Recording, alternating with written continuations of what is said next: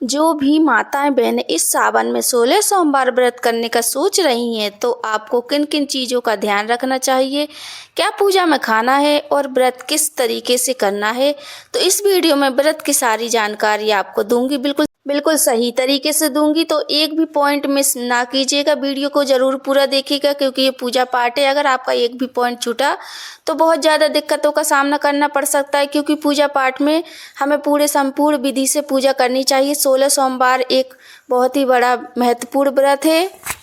तो 16 सोमवार व्रत करने के लिए आपको जैसे पूरे तरीके से कंफर्म तैयार होना होगा कि अगर आपको यह व्रत करना है तो करना ही होगा। ऐसा नहीं कि आपने एक दो व्रत कर लिए और बाद में छोड़ दिए तो ये व्रत खंडित हो जाता है और आपकी सारी मनोकामना, जो भी आपने मनोकामना से व्रत किया हो, तो वह पूर्ण नहीं हो पाता है। इसमें आपको निर्जला व्रत धारण करना होता है और शाम की पूजा के बाद ही यह व्रत खोला जाता है, जिसमें आप प्रसाद के साथ पानी, चाय या कुछ भी मतलब ले सकते हैं, पानी। तो चलिए जानते हैं विधि। देखिए, 16 सोमवार की पूजा में मिट्टी के शिवलिंग का एक बहुत ही ज़्यादा महत्वपूर्ण कार्य है, जिसमें आपको भोलेनाथ जी मिट्टी के शिवलिंग के बनाकर उनकी पूजा और अर्चना करनी है। तो यह व्रत वैसे कई लोग माघ के महीने से स्टार्ट करते हैं या कार्तिक के महीने से या फिर सावन के महीने से, क्योंकि इस टाइम बहुत ही ज़्यादा भोलेनाथ अपने भक्तों पर ध्यान देते हैं। तो आप सावन के महीने से ये व्रत स्टार्ट कर सकते हैं। तो पूजा सामग्री भी बहुत ही ज़्यादा आसानी से मिल जाती हैं। अगर आप चाहें तो आषाढ़ महीने का जो लास्ट सोमवार होता है आप वह भी पहले 16 सोमवार के लिए ले सकते हैं, या फिर अगर किसी वजह से छूट जाए तो आप 16 सोमवार के पहले सोमवार से आप व्रत के लिए पहले सोमवार से पूजा विधि आरंभ कर सकते हैं। व्रत के दिन आपको जल्दी उठना है और नहा धोकर तैयार होकर आपको पहले सूर्य भगवान जी को जल अर्पित करना है। इसमें आप हल्के रंग के ही कपड़े पहने, ज़्यादा डार्क कपड़े नहीं पहनना है, या फिर ग्रीन सावन के हिसाब से आप ग्रीन कपड़े भी पहनकर पूजा कर सकते हैं। भोलेनाथ जी का प्रिय कलर है। व्रत के दिन आपको इसके बाद आपको पूजा भोलेनाथ जी का दूध से अभिषेक करना है सुबह की टाइम, या फिर मंदिर जाकर भी आप पूजा कर सकते हैं। इसमें आपको कुछ भी नहीं खाना पीना है, आपको निर्जला व्रत करना है सारे दिन। इसके बाद शाम को तीसरे पहर में यानी शाम को 4 बजे के 16 सोमवार की पूजा करनी है। इसमें आपको पूजा की सामग्री सारी एकत्र करके रखनी है, जैसे कि रोरी, पीला चंदन, सफ़ेद चंदन, भस्म, गुलाल, अबीर, काली तिल, सेंगे चावल। इसमें टूटे चावल नहीं चलते भोलेनाथ जी की पूजा में। इत्र, कलाबा, जनेऊ, सिपारी, बेलपत्र 108, अगर आप हो सके तो 108, वरना एक दो भी चल सकती जितनी आपके पास अवेलेबल हो। इसके बाद समीपत्र, कनेर के फूल, धतूरा, सफ़ेद फूल, माता रानी के लिए कोई भी लाल कलर का फूल, पान भी आप ला सकते हैं, केला का पत्ता भी ला सकते हैं। इस पर आप भोलेनाथ जी को प्रसाद अर्पित कर सकते हैं केले के पत्ते पर। इसके बाद गाय का कंडा जरूर रखें पूजा में होम लगाने के लिए, और एक नारियल भी लेकर आए संकल्प के लिए। केला भी लेकर आए भोलेनाथ की पूजा के लिए। धूप के लिए, होम के लिए धूप भी लाएं। कपूर आरती के लिए। प्रसाद 3 लड्डू जरूर आप तैयार करके रखें गुड़ के, जिसमें आपको आधा किलो आटा, पाव भर गुड़ के 3 लड्डू बनाकर आपको तैयार करने हैं। 3 पाव के 3 लड्डू, जो कि एक आपको खाना है पूजा के बाद, दूसरा आपको सारे लोगों में प्रसाद के रूप में बांटना है, और तीसरा आपको एक गाय के रूप में खिलाना है, गाय को खिलाना है 1 लड्डू। तो इस प्रकार से आपके 3 लड्डू तैयार कर लीजिए आप बनाकर। और आपको भोलेनाथ जी के लिए अभिषेक के लिए पंचामृत तैयार करके रखना है, जैसे कि दूध, दही, शहद, शक्कर, जल और घी, और गंगा जल भी आप रखिए। तो इससे आप भोलेनाथ जी का अलग अलग रख सकते हैं आप, या फिर एकत्र करके एक पात्र में भी रख सकते हैं अभिषेक के लिए। अब पूजा विधि जान लेते हैं। आपको पूरे घर में शाम की टाइम या सुबह की टाइम पूरे घर में एक बार पोछा जरूर लगाना है 16 सोमवार की पूजा के सोमवार के दिन, और आपको शाम को भी बार नहाना है। इसके बाद आप कोई भी कलर की अच्छी सी साड़ी पहन लीजिए या सूट पहन लीजिए, जो भी आप पहनकर पूजा कर पाएँ।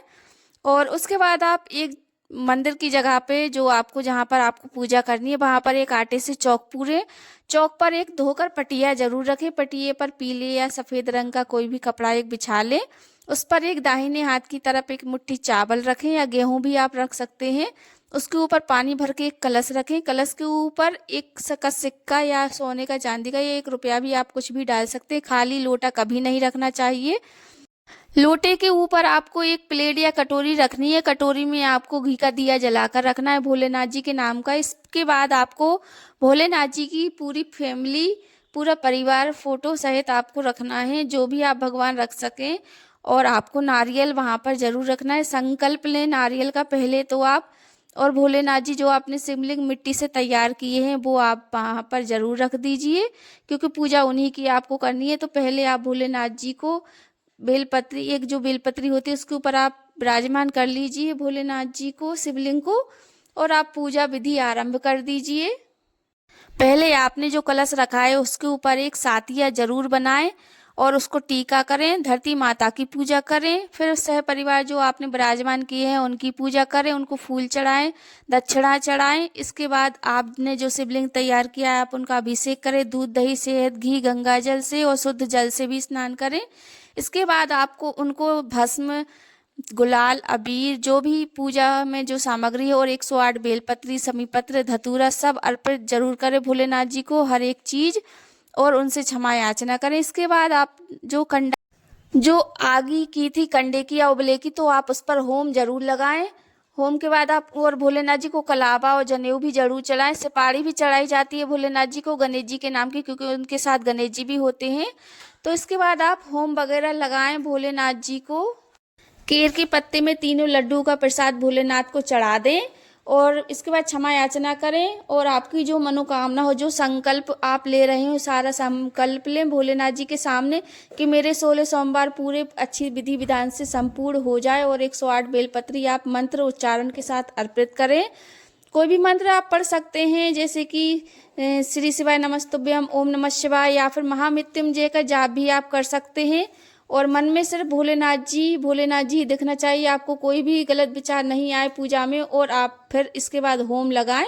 होम, अगर आपकी फैमिली बड़ी है तो आप पहले पूरी फैमिली को बुलाएं और उसके बाद आप पूरी फैमिली को बिठा लें। और आप 16 सोमवार की जो कथा होती है, जो जितने ज़्यादा लोग सुनते हैं, 16 सोमवार की पूजा जितनी ज़्यादा लोग सुनते हैं देखते हैं उतना ही ज़्यादा हमें पुण्य मिलता है। तो आप कथा करें तो सभी लोगों को सुनाएं और खुद सुने। इसमें कथा का बहुत ज़्यादा महत्व होता है। और इसके बाद आप भोलेनाथ जी की आरती करें पूरे परिवार के साथ और क्षमा याचना करें भोलेनाथ जी के सामने कि हमसे जो गलती बन पड़ी हो, जो पूजा में कमी हो, जो भी रह गया हो, वो आप पूजा पूरी करें। और सारे लोगों के साथ आप आरती लें भोलेनाथ जी की। कपूर से ही आरती करें, आप हो सके तो घी के दीपक से भी कर सकते हैं, जो आपके पास अवेलेबल हो। इसके बाद आप प्रसाद सारे लोगों में बांट दें और जो चन्ना अमृत बनाया था वो भी आप बांट सकते हैं। और फिर जो आपने शिवलिंग तैयार किया था भोलेनाथ जी का, आपको उसका विसर्जन जरूर करना है। उनको विसर्जन उसी दिन किया जाता है, शाम रात होने से पहले।